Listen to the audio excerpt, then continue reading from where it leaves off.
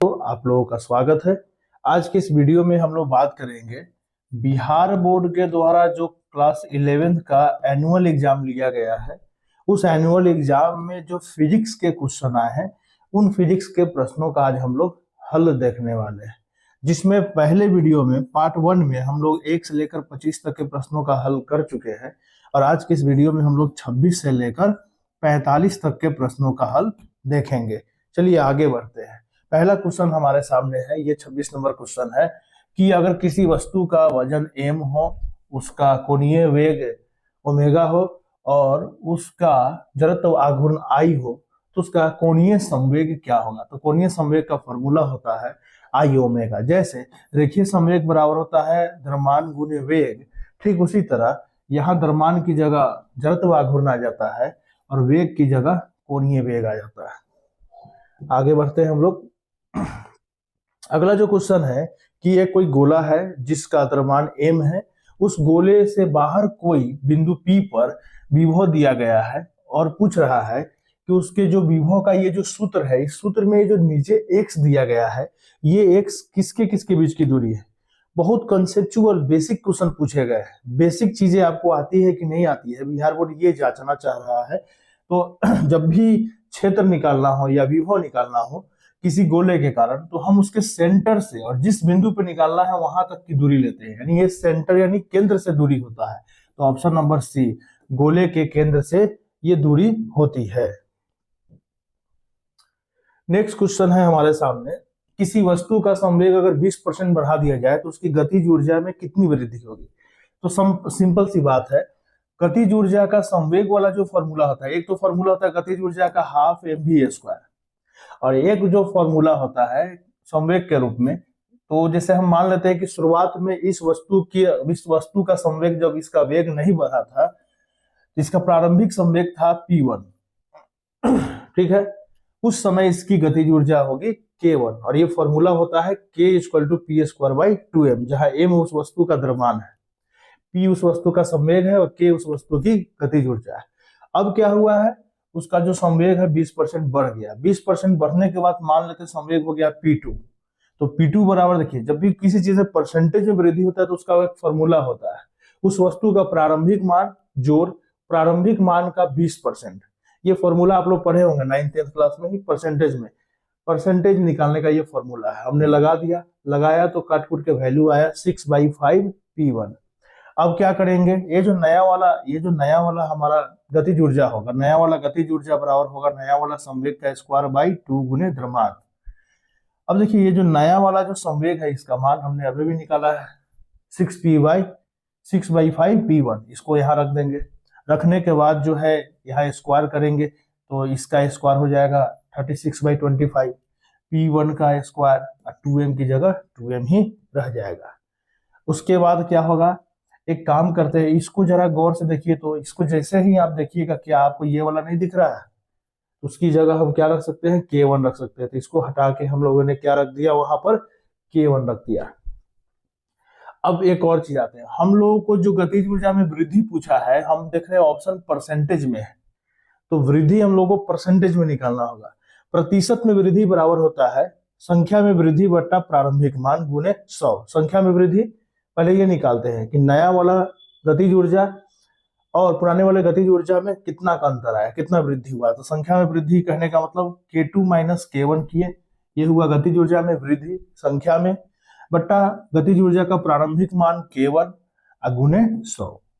जब इसको आप रख कर कैलकुलेट करोगे, ठीक है, जब आप इसको कैलकुलेट करोगे, जैसे k2 का वैल्यू हमने निकाला है 36/25 k1, ये प्रारंभिक मान k1 ही रहेगा, ये भी प्रारंभिक मान k1।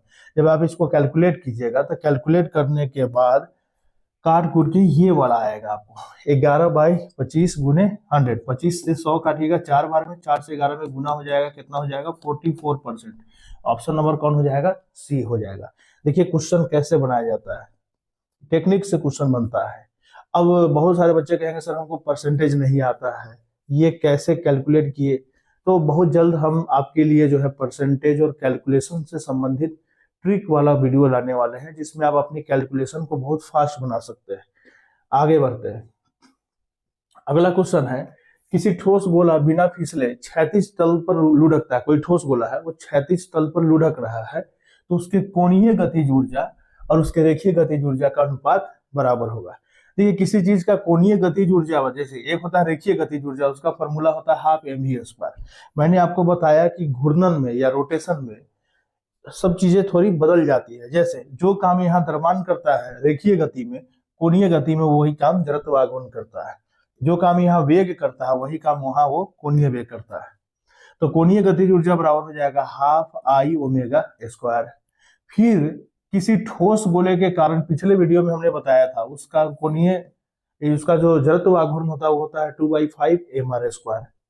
और फिर ये भी आप लोग जानते हैं कि जानते हैं कि किसी भी वस्तु का कोणीय वेग उसके रेखीय वेग बटा उसकी त्रिज्या के बराबर होता है।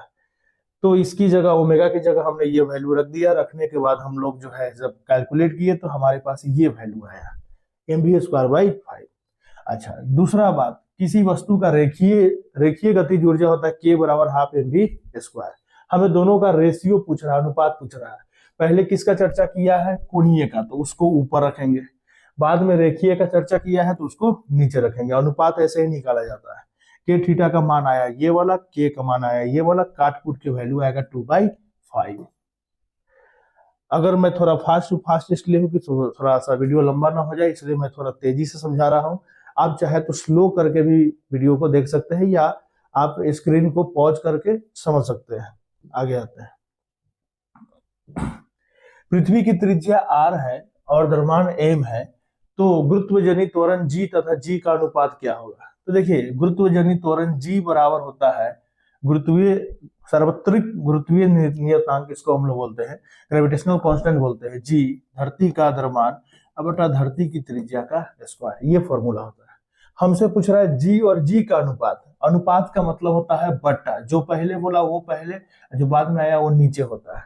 तो एक काम करते हैं, इस g को इधर लाएंगे तो हो जाएगा g/g इक्वल टू क्या हो जाएगा m/r²।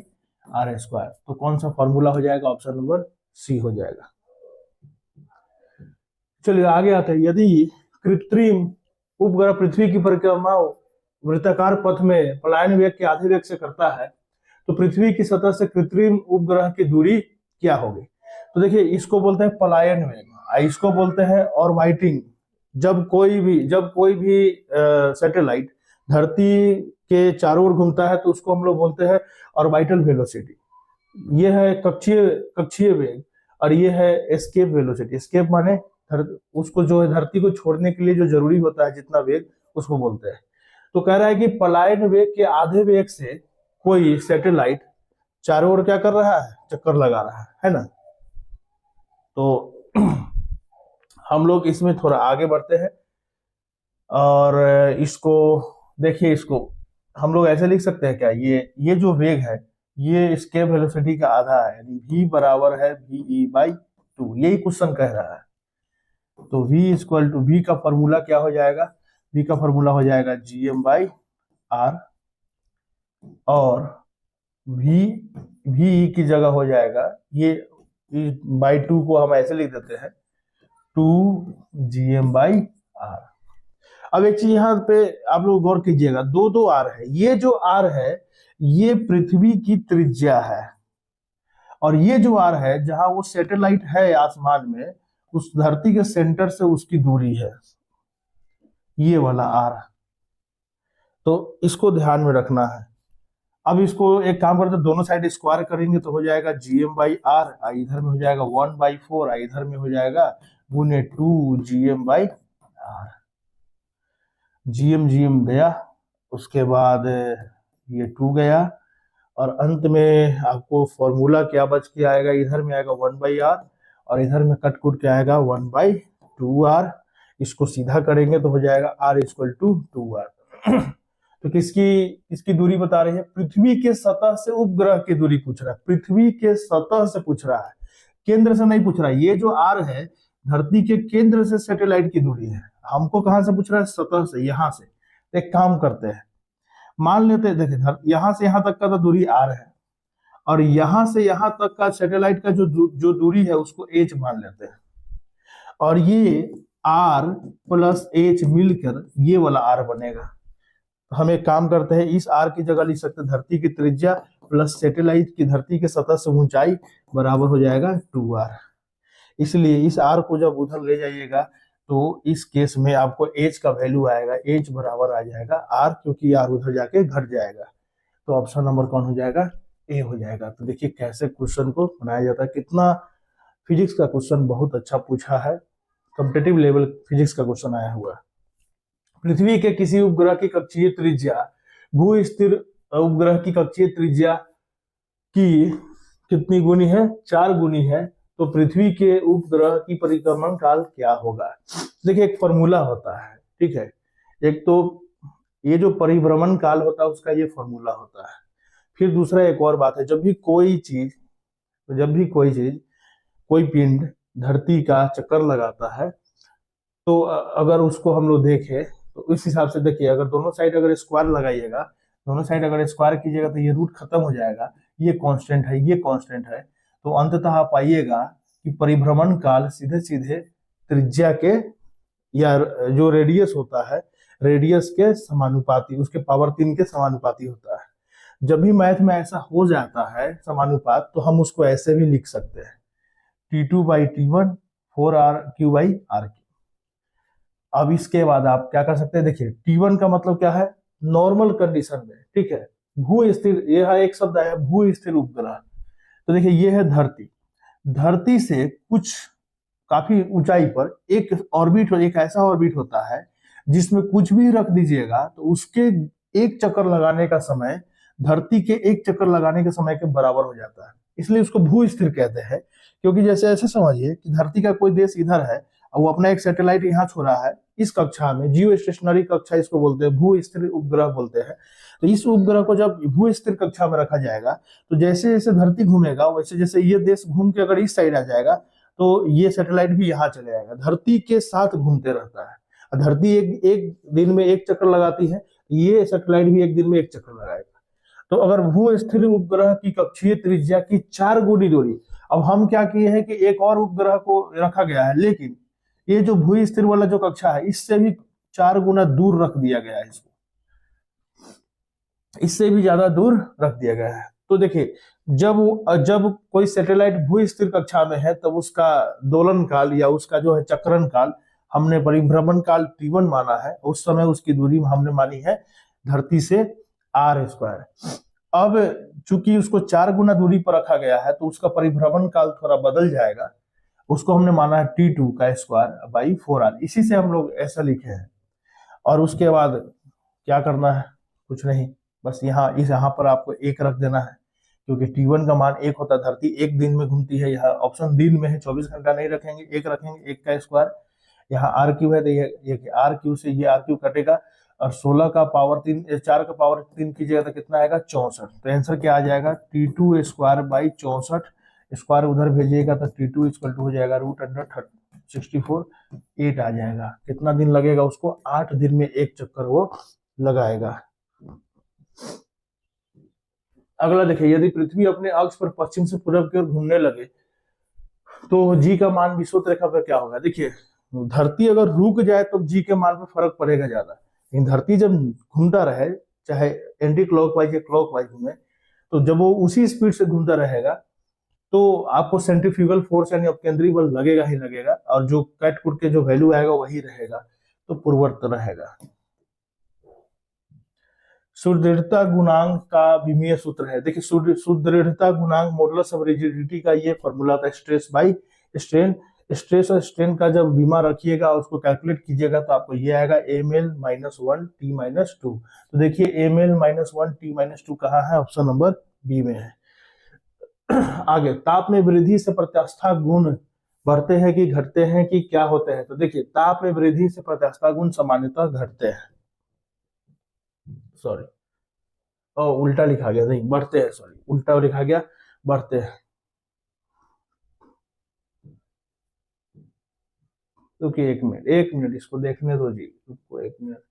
ताप में वृद्धि से प्रत्यास्था गुण, अच्छा प्रॉपर्टी ऑफ इलास्टिसिटी ने, इलास्टिसिटी बढ़ना नहीं चाहिए, ताप बढ़ने से इलास्टिसिटी जो है कम होना चाहिए। इलास्टिसिटी क्या होता है इसको ऐसे समझिए जैसे एक छोटा सा उदाहरण देते हैं, जैसे आपने किसी स्प्रिंग को खींचा और छोड़ दिया, फिर वो अपने शेप में आना चाहेगा। उसी तरह हम जब किसी वस्तु पे प्रहार करते हैं, जैसे स्टील का कोई टुकड़ा है, उस पर आप प्रहार करते हैं, तो हमें भले पता न चले, लेकिन बहुत ही छोटे स्तर पर वहां देखा गया है कि उसके शेप में कुछ विकृति आ जाती है।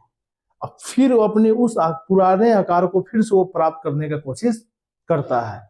उसी को हम लोग बोलते हैं इलास्टिसिटी। तो ताप बढ़ने पर यह गुण थोड़ा सा क्या हो जाता है, गड़बड़ा जाता है, घट जाता है, इलास्टिसिटी कम हो जाती है। ऑप्शन नंबर बी नहीं होगा, ऑप्शन नंबर ए होगा। असंपीडित द्रव का आयतन गुणांक बराबर होता है अनंत के बराबर होता है। धातु के एक तार की लंबाई एल और परिच्छेद का क्षेत्रफल ए है, तो इसका यंग मॉडुलस वाई है, तो स्प्रिंग की तरह कार्य करे तो स्प्रिंग नियतांक बराबर होगा। तो देखिए एक फॉर्मूला होता है, यंग मॉडुलस बराबर होता है F by A by x by L, जहां एफ तो आपको मालूम है ये फोर्स है, ये एरिया है, ये जो बल लगा जिसके कारण जो लंबाई में जो परिवर्तन आया, ठीक है, वो है, और ये है एक्चुअल लेंथ। इस सबको जब कैलकुलेट कर दिएगा, ठीक है, कैलकुलेट करिएगा तो ये आएगा एफ एल बाई एक्स ए। फिर equivalence of spring constant x बराबर के बराबर होता है एफ बाई एक्स। आप पढ़े होंगे स्प्रिंग फोर्स बराबर होता है के इंटू एक्स, होता है ना, उसी से ये निकाला गया है के equal to f by x. और यहाँ पे देखिए ये जो एफ बाई एक्स है यहाँ ऑलरेडी छुपा हुआ है इस फॉर्मूला में, और यहाँ एफ बाई एक्स किसके बराबर है, के बराबर है, तो यहाँ हम इसकी जगह के रख देंगे। जैसे हम यहाँ के रखेंगे तो हमें क्या मिलेगा, y इक्वल टू या गामा इक्वल टू मिलेगा हमें k इंटू एल बाई ए। हमें क्या निकालना है, हमें स्प्रिंग नियतांक k का मान निकालना है। एक काम करते इसको उधर ले जाएंगे तो हो जाएगा y into A by L. तो कौन सा ऑप्शन हो जाएगा, ऑप्शन नंबर ए हो जाएगा। फिर यहाँ पे एक और क्वेश्चन आया है कि एक प्रत्यास्थ पदार्थ का यंग गुणांक तथा आयतन गुणांक क्रमशः दिया गया है, पास्कल में है, तो पदार्थ का पॉइसन रेशियो क्या होगा। तो देखिए ये एक फॉर्मूला होता है जिसमें यंग गुणांक और आपका जो है पास्कल गुणांक बराबर पॉइसन रेशियो, इसको हम लोग बोलते हैं। तो इसी को पॉइसन रेशियो बोलते हैं, ये फॉर्मूला होता है। इस फॉर्मूला में जब आप y का वैल्यू रख दीजिएगा, आप k का वैल्यू रख दीजिएगा, तो और इस सिग्मा तो हमको निकालना है, तो उस तरह से सिग्मा जब निकालिएगा कैलकुलेट करके आप लोग देखिएगा तो 0.39 आएगा, ऑप्शन नंबर डी हो जाएगा। 10 इकाई आयाम और दो इकाई आवर्तकाल वाली सरल आवर्त गति का समीकरण क्या होगा। देखिए किसी आवर्त गति का जनरल समीकरण क्या होता है, आयाम इंटू साइन ओमेगा टी, ये होता है। यहाँ आयाम का मान कितना है 10, तो यहाँ 10 होगा। देखिए किस ऑप्शन में साइन के आगे 10 है, तो इस ऑप्शन में नहीं, इस ऑप्शन में नहीं, दो ऑप्शन में है। चलिए दो ऑप्शन आया, ठीक, उसके बाद साइन, और उसके बाद क्या बोला है, आवर्तकाल 2 इकाई, आवर्तकाल 2 इकाई बोला। ये देखिए इसको हम लोग बोलते हैं कोणीय वेग या कोणीय आवृत्ति भी बोलते हैं हम लोग।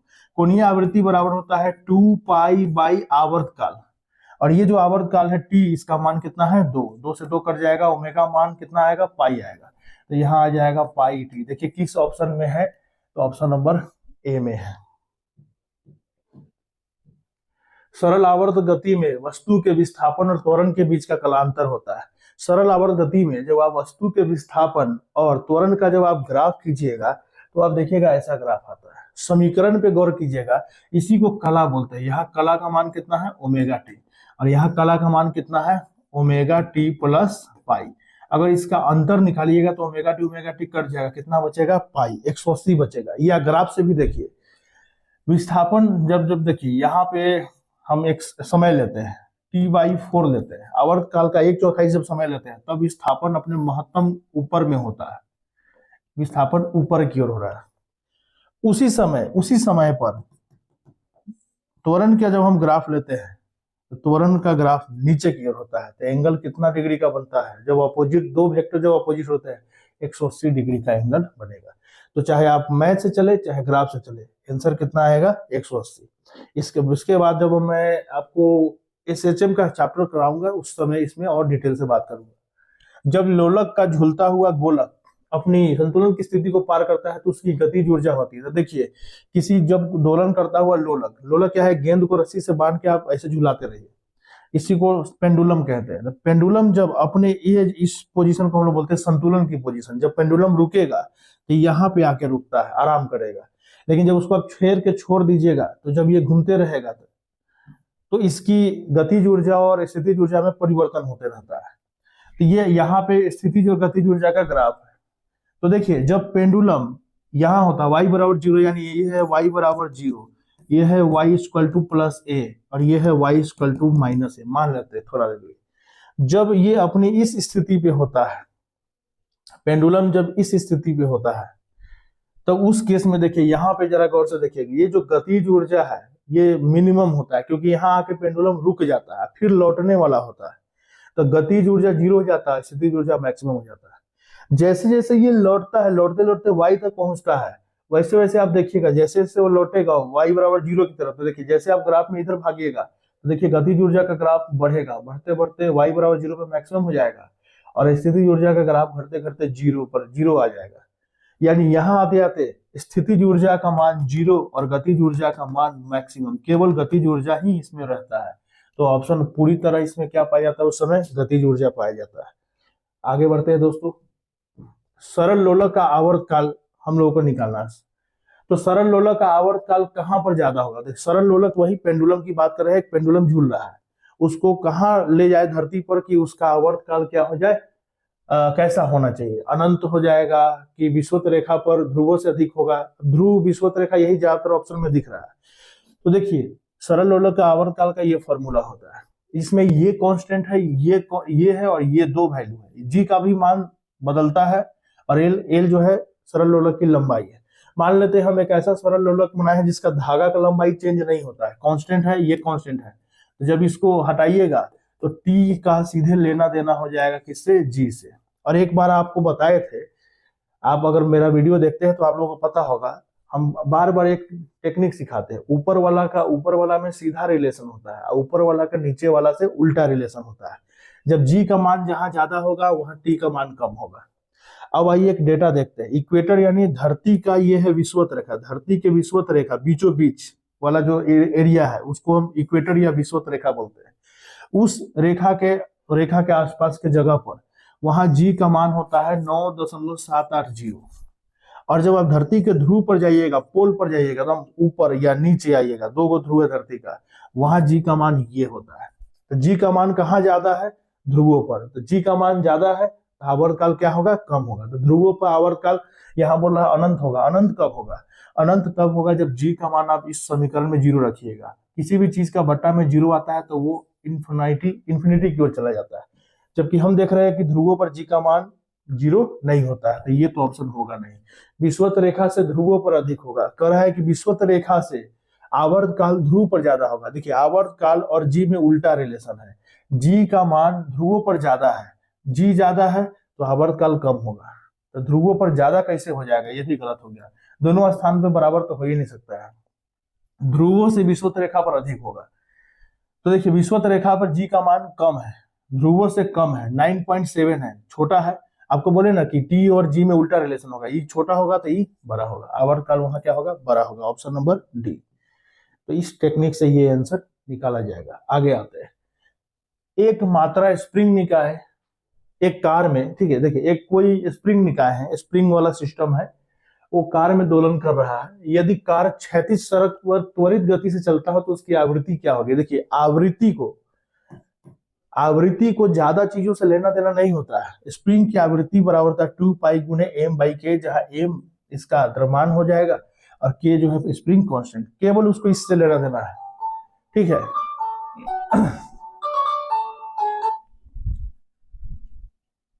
तो देखिए इसको केवल इससे लेना देना है, इससे और इससे लेना देना है, उसको बाकी चीजों से लेना देना नहीं कि कार कैसे चल रहा है, धीमा कि त्वरित। इसलिए जो है इसके दोलन काल पे कोई फर्क नहीं पड़ेगा, वही रहेगा। आवृत्ति पे कोई, उसकी आवृत्ति की अगर हम बात करें, इसी का उल्टा आवृत्ति कहलाता है। आवर्त काल का ही उल्टा कर दीजिएगा तो वही क्या बन जाएगा, आवृत्ति। पानी की एक बूंद का व्यास d दिया हुआ है और पृष्ठ तनाव T है, तो बूंद के भीतर का अधिदाब, एक्सेस जो प्रेशर है, उसके प्रेशर का किसके बराबर होगा? तो इसका एक फॉर्मूला होता है, एक्सेस प्रेशर बराबर होता है सरफेस टेंशन गुने 4 बाई डी, डी माने डायमीटर, व्यास। तो ऑप्शन नंबर कौन हो जाना चाहिए? ए हो जाना चाहिए।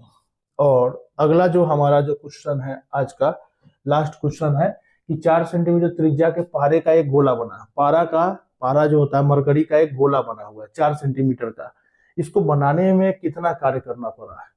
और यहाँ आपको क्या दिया है? पारे का पृष्ठ तनाव सरफेस टेंशन दिया हुआ है। तो एक फॉर्मूला होता है, कार्य बराबर होता है सरफेस टेंशन गुने आपको सॉरी एरिया गुने सरफेस टेंशन। कार्य बराबर होता है पृष्ठ गुने पृष्ठ तनाव। ठीक है, जब हम किसी पृष्ठ तनाव के विरुद्ध कार्य करते हैं या किसी पृष्ठ तनाव के विरुद्ध कार्य किया जाता है तो उसी का एक फॉर्मूला होता है। जहां कैसा है जी? गोला है, तो गोले का पृष्ठ का क्षेत्रफल क्या होता है? 4 पाई आर स्क्वायर। और जहां टी क्या है? टेंशन है। तो देखिए 4 पाई का मान 22/7, आर क्या है? उस गोले की त्रिज्या, और त्रिज्या आपको जो है दिया हुआ कितना? 4 सेंटीमीटर में दिया है, जबकि ऑप्शन किसमें है? जूल में है। जूल कौन सा मात्रक है? एसआई मात्रक। और ऊर्जा का सीजीएस मात्रक क्या होता है? अर्ग होता है। तो देखिए अर्ग में देता तो हम सेंटीमीटर यूज करते हैं, लेकिन चूंकि ऑप्शन हमारा जूल एसआई मात्रक में है तो हमको इसको एसआई मात्रक में बदलना होगा। 4 सेंटीमीटर को मीटर में बदलना होगा, क्योंकि दूरी या त्रिज्या का मात्रक एसआई में क्या होता है? मीटर होता है। इसलिए 4/100 हमने किया, 4 में 100 से भाग किया। पावर 2 है तो पावर 2, टी का मान तो दिया हुआ है क्वेश्चन में, टी का मान रख दिए। सब कैलकुलेट कीजिएगा तो आपको ये वैल्यू आएगा। इस वैल्यू में आप लोगों को एक बार एक ट्रिक सिखाए थे, ऑप्शन तो ऐसा है नहीं। तो देखिए ऑप्शन कैसे मिलाएंगे? आपको बोले थे कि दशमलव को हम लोग जब घसकाते हैं तो 10 के पावर करके बनाते हैं। जैसे इसको हम लोग देख रहे हैं ऑप्शन में, सब में देखिए इसको बोलते हैं वैज्ञानिक संकेतन, स्टैंडर्ड फॉर्मेट होता है। उसमें हम लोगों को लिखना है दशमलव के पहले एक अंक रखना है और बाकी अंक दशमलव के बाद। दशमलव के पहले 0 नहीं होना चाहिए। तो हमको क्या करना है? इस दशमलव को कहाँ ले जाना होगा? 9 और 3 के बीच में। तो कितना घर छर पाएंगे? 1 2 3 घर छर पाएंगे। तो पहले हम लिख देंगे 9.3, यहां रख देंगे दशमलव को और बाकी को उतार देंगे 3 5 3, जो भी लिखना है लिखिए। उसके बाद गुने 10 लिखेंगे। कई घर छर पाए हैं? 3 घर छर पाए हैं, तो पावर क्या लगा देंगे? 3। तो ऑप्शन नंबर कौन हो जाएगा? सी। अब हम ये ऐसे क्यों कर पा रहे हैं, सब पर हम वीडियो लाएंगे आने वाले समय में, जिससे आपका कैलकुलेशन फास्ट हो जाएगा। समय थोड़ा कम रहता है, इसलिए हम तेजी से आप लोगों को समझा रहे थे। आप वीडियो को स्लो करके भी देख सकते हैं। कोशिश करेंगे आने वाले समय में आपको जितना हो सके उतना मैं आपकी मदद कर सकूं। आज के लिए इतना ही, धन्यवाद। लाइक और सब्सक्राइब कर दीजिएगा।